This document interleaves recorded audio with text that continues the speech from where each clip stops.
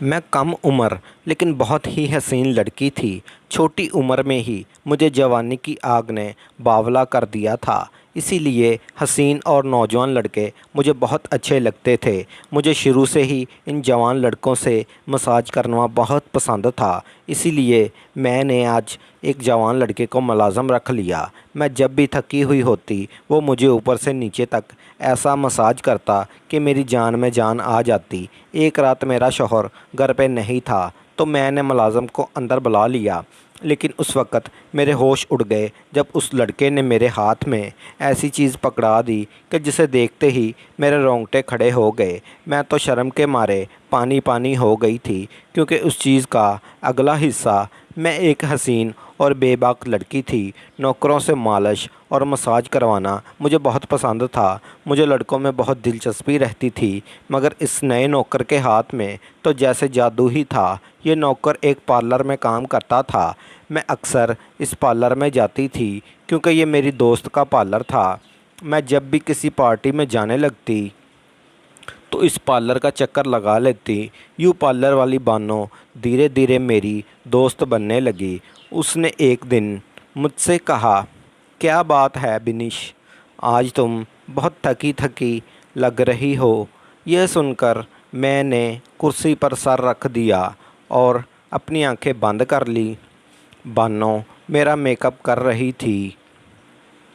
ہاں، آج کل میں پارٹیوں میں بہت جا رہی ہوں، اس لیے تھکن ہو جاتی ہے۔ یہ اونچی اونچی جوتیاں پہن کر تو میرے جسم میں درد ہو ہی جاتی ہے۔ یہ سن کر وہ کہنے لگی، یہ میں کیا سن رہی ہوں بنیش، کیا تم پارٹی سے آنے کے بعد اپنا مساج نہیں کرواتی؟ یار، آج کل تو ہر امیر عورت نے اپنے گھر میں ایک مساج کرنے والا ملازم رکھا ہوا ہے۔ یہ بات سن کر میں حیران رہ گئی۔ مساج کرنے کے لیے ابھی الگ ملازم کا ہونا، مگر یہ بات بانو پر ظاہر نہیں ہونے دی کہ اس چیز کا مجھے پہلے سے پتہ نہیں تھا۔ اس لیے میں نے لاپرواہی سے کہا، ہاں مجھے پتہ ہے، میری ایک ملازمہ ہے جو اکثر میرا سر دباتی ہے۔ یہ سن کر بانو ہنسنے لگی اور بولی، ارے بھائی، میں اس مساج کی بات نہیں کر رہی، بلکہ میں تو باڈی مساج کی بات کر رہی ہوں، جو کہ سارے جسم کا نہ صرف خوبصورت جوان رکھتا ہے بلکہ پورے دن کی تھکن بھی اتار دیتا ہے۔ یہ سن کر میں چونک گئی اور بانو سے کہا، ہاں ہاں میں جانتی ہوں، میں نے شاید ایک بار کروایا بھی تھا، مگر آج کل کوئی اچھا مساج کرنے والا نہیں مل رہا، اس لیے بہت تھکن ہو جاتی ہے۔ یہ سن کر بانو نے میرے کندھے پر ہاتھ مارا اور کہا، ارے بھائی، کمال کرتی ہو، تم روز میرے پارلر آتی ہو اور کہتی ہو کہ کوئی اچھا مساج کرنے والا نہیں مل رہا۔ تم کل پارٹی سے فری ہو کر میرے پاس آؤ، میرے پارلر کی لڑکیاں تمہارا ایسا مساج کریں گی کہ تمہاری ساری تھکن دور ہو جائے گی۔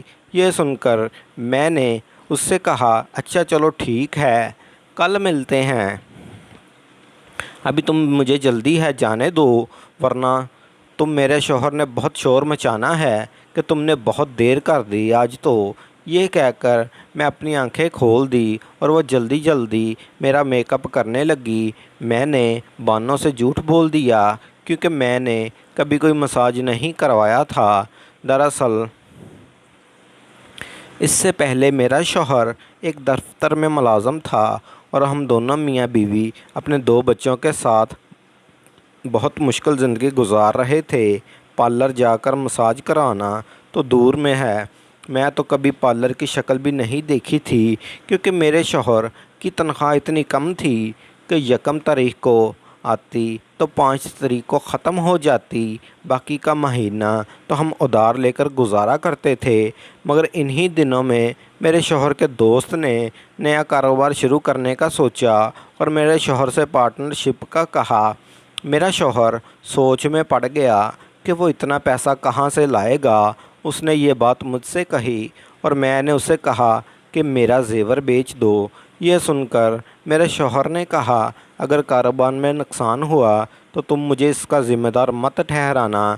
یہ سن کر میں نے اس سے کہا کہ ٹھیک ہے، لیکن اگر کاروبار چل پڑا تو تم مجھے اس سے ڈبل سونا بنوا کر دو گے۔ یوں ہمارے درمیان ڈیل طے ہو گئی اور میاں نے کاروبار کا آغاز کر دیا، لیکن اس نے ساتھ ساتھ نوکری بھی جاری رکھی، مگر جلد اسے نوکری چھوڑنی پڑی کیونکہ اس کا اپنا کاروبار چل نکلا تھا۔ یوں ہم راتوں رات امیر ہونے لگے۔ سب سے پہلے ہم نے گھر لیا اور پھر گاڑی بھی خرید لی۔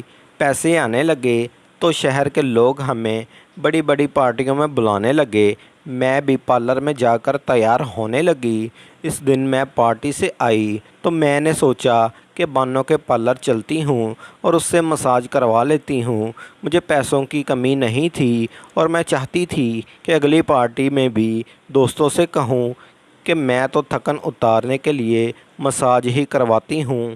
یہ خیال آتے ہی میں پارلر جا پہنچی، جہاں بانو نے مجھے ایک کمرے میں لٹا دیا۔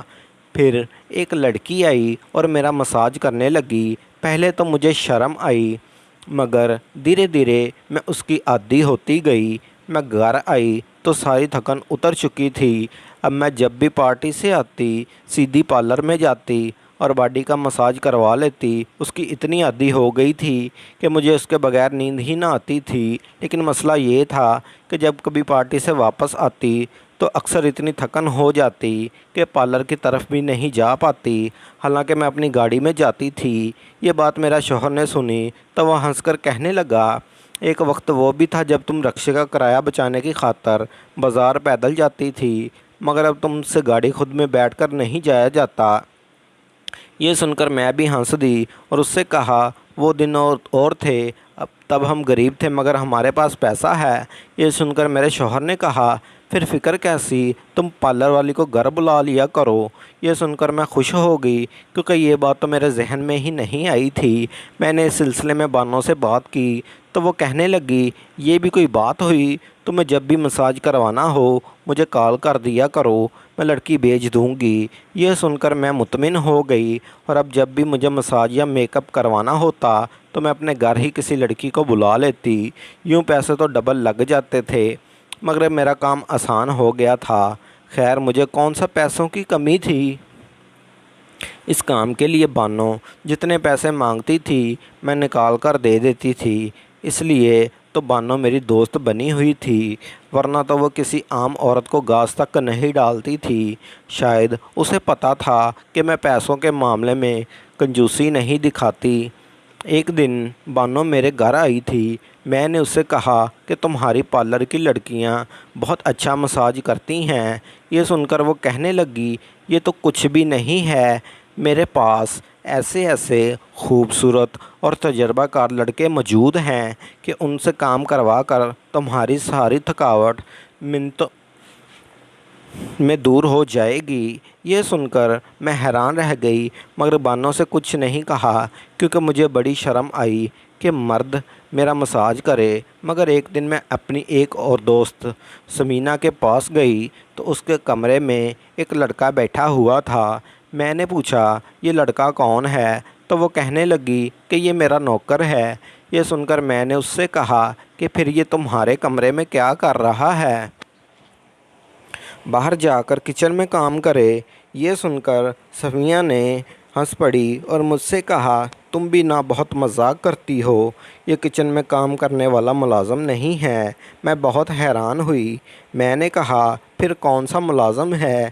یہ سن کر اس نے مجھے بتایا، یہ میرا بہت خاص نوکر ہے۔ یہ کہہ کر اس نے اپنے نوکر کو اشارہ کیا تو وہ ایک کریم لے کر اس کے پاس آیا اور میں سمجھ گئی یہ نوکر کون سا کام کرتا تھا۔ میں گھر آئی تو میں نے اپنی ایک دوست کو یہ بات کال پہ بتائی تو وہ ہنسنے لگی اور بولی، ابھی تم نئی نئی امیر ہوئی ہو نا، اس لیے تمہیں اس کام کا پتہ نہیں ہے، ورنہ تو ہر امیر عورت آج کل یہی کام کروا رہی ہے۔ یہ سن کر میں نے اس سے کہا، میں تو مساج لڑکیوں سے ہی کروا لیتی ہوں، کسی نوکر سے کروانے میں مجھے بہت شرم آتی ہے۔ یہ سن کر وہ ہنسنے لگی اور کہا جب تم ایسا کرواؤ گی تو تمہیں بہت اچھا لگے گا۔ یہ سن کر میں نے اپنے کانوں کو ہاتھ لگایا اور کہا کہ مجھے ایسے کام کروانے پھر میرے شوہر کی کاروباری مصروفیت بڑھ گئی اور وہ ملک سے باہر آنے جانے لگا۔ ایسے میں مجھے اکیلے ہی پارٹیوں میں جانا پڑتا تھا۔ میں گھر آتی تو تھک جاتی اور دل کرتا تھا کہ کوئی میرا مساج کر دے۔ میں نے اس دن بھی تھکی ہوئی تھی۔ بانو کی کال آئی تو اس نے کہا آج ساری لڑکیاں مصروف ہیں، ایک نوکر فری ہے، کہو تو اسے تمہارے پاس بھیج دوں۔ یہ سن کر میں نے اسے منع کر دیا کہ اس نے کال کاٹ دی اور میں نے اپنا سر پکڑ لیا۔ بانو نے کیا کر دیا، میری بات سنی نہیں اور اپنی سنا کر کال کاٹ دی۔ پھر میں نے بانو کو کئی بار کال کی مگر اس نے کال پک نہ کی اور اس کا بھیجا ہوا ملازم آ گیا۔ وہ کمرے میں آیا تو اسے دیکھ کر میں ہکا بکا رہ گئی کیونکہ وہ کہیں سے نوکر نہیں لگ رہا تھا۔ وہ بہت حسین اور کڑال جوان تھا۔ اس نے مجھے کہا کہ میں اپنا مساج کرنے آیا ہوں۔ یہ سن کر مجھے بہت شرم آئی مگر میں اندر ہی اندر سے اس سے مساج کروانا چاہتی تھی، اس لیے میں نے پہلی بار ایک نوکر سے مساج کروا لیا۔ وہ چلا گیا۔ میں نے سوچا کہ بانو صحیح کہتی تھی، اس لڑکے کے ہاتھوں میں تو سچ مچ جادو تھا۔ یہ بات میں نے بانو سے کی تو اس نے مجھ سے کہا کہ تم چاہو تو یہ نوکر روز گھر آ سکتا ہے، اسے مساج کے علاوہ بھی کئی کام آتے ہیں۔ یہ سن کر میں نے حامی بھر لی اور کہا ٹھیک ہے، اسے گھر بھیج دو۔ یوں وہ نوکر میرے گھر آ کر رہنے لگا۔ میرا شوہر ایک دن کاروباری میٹنگ سے واپس آیا تو پوچھنے لگا یہ نوکر تم نے رکھا ہے؟ یہ سن کر میں پریشان ہو گئی اور اس سے کہا کہ ہاں، یہ لڑکا بہت قابل اور ضرورت مند ہے، اسے میری پارلر والی دوست نے بھیجا ہے، اس لیے میں نے اسے کام پر رکھ لیا ہے۔ میں نے اپنے شوہر سے بہانہ بنا دیا۔ یہ سن کر وہ کہنے لگا ویسے تو میں کسی اجنبی کو گھر پر نوکری کے لیے رکھنے کو تیار نہیں ہوں کیونکہ گھر میں زیور اور اتنے پیسے رکھے ہیں، لیکن یہ تمہارے دوست نے بھیجا ہے تو اسے رکھ لیتے ہیں۔ پھر بھی تم اس پر نظر رکھنا کیونکہ میں تو آج کل پر زیادہ نہیں ہوتا۔ یہ سن کر میں نے اپنے شوہر سے کہا تم تو ہر آدمی کو شک کی نگاہ سے ہی دیکھتے ہو، یہ نوکر ایسا نہیں ہے۔ یہ سن کر میرا شوہر مطمئن ہو گیا مگر میں گھبرا گئی کیونکہ میں نہیں چاہتی تھی کہ میرے شوہر کو یہ بات پتہ چلے کہ میں اس نوکر سے مساج بھی کرواتی تھی۔ خیر، جب تک میرا شوہر گھر پر رہا میں نے نوکر سے گھر کے سارے کام کروائے لیکن اپنے کمرے میں نہیں آنے دیا۔ خیر، نوکر بھی گھر کے سارے کام کرتا رہا اور مساج والی بات کسی کے سامنے نہیں نکالی۔ میں بھی چاہتی تھی یہ بات کسی کو پتہ نہ چلے۔ اس دوران جب میرا شوہر باہر جاتا میں اس نوکر کو کمرے میں بلا لیتی مگر ایک دن میرا شوہر اچانک ہی گھر آ گیا اور میں کمرے میں تھی۔ یہ سن کر میں بہت گھبرا گئی اور سوچا کہ شوہر کے آنے سے پہلے نوکر کو بھگا دوں مگر یہ نوکر بھی بڑا سمجھدار تھا۔ میرے شوہر کے آنے سے پہلے دوسرے کام پر لگ گیا اور میرا شوہر کو کچھ پتہ نہ چلا۔ میں مساج لڑکیوں سے بھی کروا سکتی تھی مگر اس نوکر کے ہاتھ میں اتنا کمال جادو تھا کہ میں اسی کو ہی بلا لیتی تھی۔ مگر اس بار میرا شوہر بہت دنوں کے لیے گھر آیا ہوا تھا اور ہم نے بہت ساری پارٹیوں میں جانا تھا۔ میرے شوہر کا کاروبار بڑھ رہا تھا اور اب وہ اپنے کاروبار کو باہر سے ملک لے جانا چاہتا تھا، اس لیے وہ اکثر ملک سے باہر جانے لگا تھا۔ مگر جب گھر واپس آتا تو ہم صرف موج مستی کرتے، نئی نئی پارٹیوں میں جاتے تھے۔ دراصل پارٹیوں سے کئی بڑے افسر ہوتے تھے جن کے ساتھ میرے شوہر کے کئی کام ہوتے تھے، اس لیے میرا شوہر ان سب کو کسی پارٹی پر ہی مل لیتا تھا اور اپنے کام کی بات کر لیتا تھا۔ اس بہانے میں میں بھی ان کی بیویوں سے بات چیت کر لیا کرتی تھی۔ کوئی اپنے کپڑوں کی تعریف کرتی تھی تو کسی کو اس بات پر فخر ہوتا تھا کہ اس کے پاس سب سے مہنگا فون ہے۔ یوں سبھی ملنے والی عورتیں اپنی اپنی تعریفیں کیا کرتی تھی۔ پھر ایک دن پارٹی میں میری ایک دوست نے میری خوبصورتی کی تعریف کر دی اور کہا کہ تم حقیقت میں اتنی خوبصورت ہو یا کسی سے مساج کرواتی ہو۔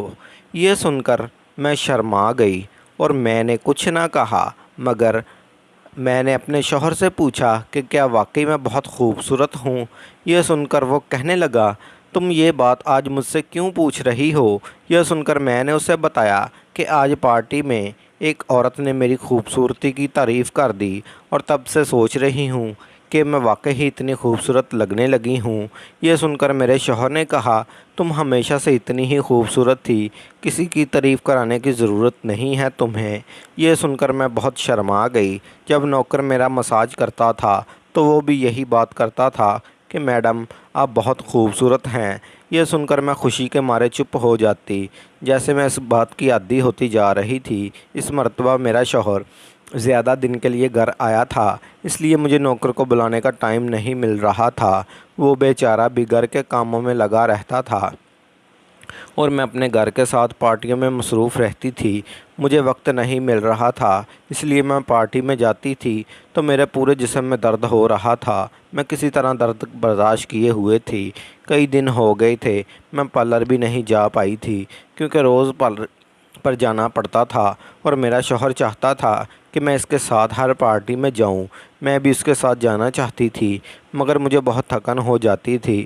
پھر کئی دن ہو گئے، ایک دن میرے شوہر کو کال آئی اور اس کے دوست نے کہا کہ ایک ضروری کام ہے، یہاں میرے پاس آ جاؤ۔ یہ سن کر میرا شوہر ملک سے باہر چلا گیا اور میں آزاد ہو گئی، اور میں نے فوراً تھکان اتارنے کے لیے نوکر کو کمرے میں بلا لیا۔ وہ میرا مساج کرنے لگا اور میری آنکھیں نیند سے بند ہونے لگی۔ تبھی نوکر نے مجھ سے ایسی بات کہہ دی جس کے سن کر میرے ہوش اڑ گئے۔ اس نے مجھ سے کہا، بیگم تمہارے پاس جتنا پیسہ اور زیور ہے میرے حوالے کر دو، ورنہ میں تمہیں گولی مار دوں گا۔ یہ سن کر میں گھبرا گئی اور سوچنے لگی کہ آج اس نوکر کو کیا ہو گیا تھا، یہ کیوں ایسی باتیں کر رہا تھا۔ تبھی میں نے اس کے ڈانٹ کر کہا، یہ تم کیسی باتیں کر رہے ہو؟ تم میرے نوکر ہو اور میں تمہاری مالکن ہوں، تم جانتے نہیں کہ تم کیسی باتیں کر رہے ہو۔ یہ سن کر اس نے اپنی جیب سے پسٹل نکال لیا اور کہا، اپنی الماری کی چابی مجھے دے دو، ورنہ میں تمہارے اس خوبصورت جسم میں گولی مار دوں گا۔ میں رونے لگی اور بولی کہ تمہیں جو کچھ بھی چاہیے وہ لو کمرہ، مجھے گولی مت مارنا۔ یہ سن کر نوکر نے مجھ سے الماری کی چابی لے لی، اسے کھول لی اور میرا سارا پیسہ اور زیور اٹھا کر بھاگ گیا۔ اور اس کے جاتے ہی میں بہت زیادہ رونے لگی، کیونکہ میرے شوہر نے مجھے منع کیا تھا، مگر میں نے اس کی بات نہیں مانی تھی۔ ان نوکروں پر اعتبار نہیں کرنا چاہیے تھا۔ تبھی مجھے بانو یاد آئی اور میں نے سوچا کہ یہ نوکر اسی نے میرے پاس بھیجا تھا۔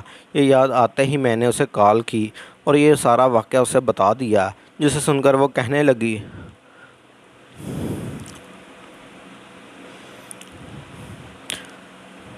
او ہو، یہ تو بہت برا ہوا تمہارے ساتھ۔ یہ سن کر میں رونے لگی اور کہا کہ تمہارا وہ نوکر میرا زیور پیسہ سب اپنے ساتھ لے گیا ہے۔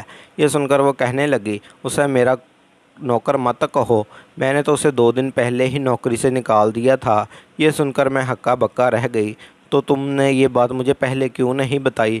میں نے بانو سے یہ بات کہی تو وہ کہنے لگی، دیکھو بی بی، یہ بات میں تمہیں بتانے والی تھی، مگر میں کچھ مصروف تھی اس لیے بھول گئی تھی۔ یہ سن کر میں نے اس پر غصہ کیا تو وہ کہنے لگی، اچھا مجھے معاف کر دو، اب تم اس نوکر کے خلاف تھانے جا کر رپورٹ لکھوا دو، مگر میرا نام مت لینا کہ اس نوکر کو میں نے تمہارے پاس بھیجا تھا، کیونکہ میں تمہاری تو دوست ہوں۔ یہ سن کر میں نے غصے سے کال کاٹ دی اور سوچنے لگی کہ اب میں کیا کروں۔ میرا اتنا بڑا نقصان کر کے وہ بانو بولی بن رہی تھی، اب یہ بات اپنے شوہر سے کیسے کہوں گی کہ وہ نوکر جسے میں نے اپنے لیے گھر میں رکھا تھا وہ چوری کر کے بھاگ گیا۔ میں جانتی تھی کہ میرا شوہر مجھ پر غصہ کرے گا، مگر میں نے سوچا کہ وہ میرا شوہر ہے، مجھے یہ بات اس سے چھپانی نہیں چاہیے تھی، میں اسے یہ بات بتا دیتی ہوں۔ یہ فیصلہ کرتے ہی میں نے موبائل اٹھایا اور یہ بات میں نے میسیج میں لکھ دی۔ مجھے یہ بات کال پہ کرنے میں ہمت نہیں تھی، لیکن میرے شوہر نے میسیج پڑھتے ہی مجھے کال کی اور کہا، یہ نوکر وہی تھا نا جسے تمہارے پارلر والی دوست نے तुम्हारे घर भेजा था। मैंने ये बात अपने शौहर से छुपा ली थी क्योंकि मैं नहीं चाहती थी कि ये बात उसे पता चले। मैंने उस नौकर को अपने मसाज के लिए बुलाया था।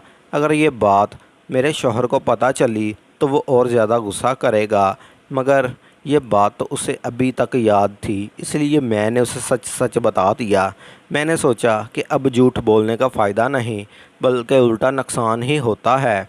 मेरे शौहर ने कहा, मैंने तुम्हें पहले भी मना किया था कि हम पैसे वाले लोग हैं, इसलिए तुम किसी अजनबी पर भरोसा मत करना। खैर अभी तो मुझे इस पार्लर वाली दोस्त का नंबर सेंड कर दो ताकि मैं इससे बात कर सकूं।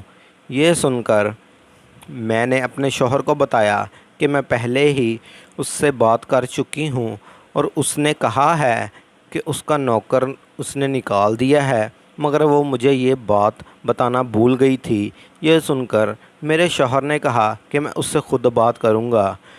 यह सुनकर मैंने उसे पार्लर वाली का नंबर दे दिया।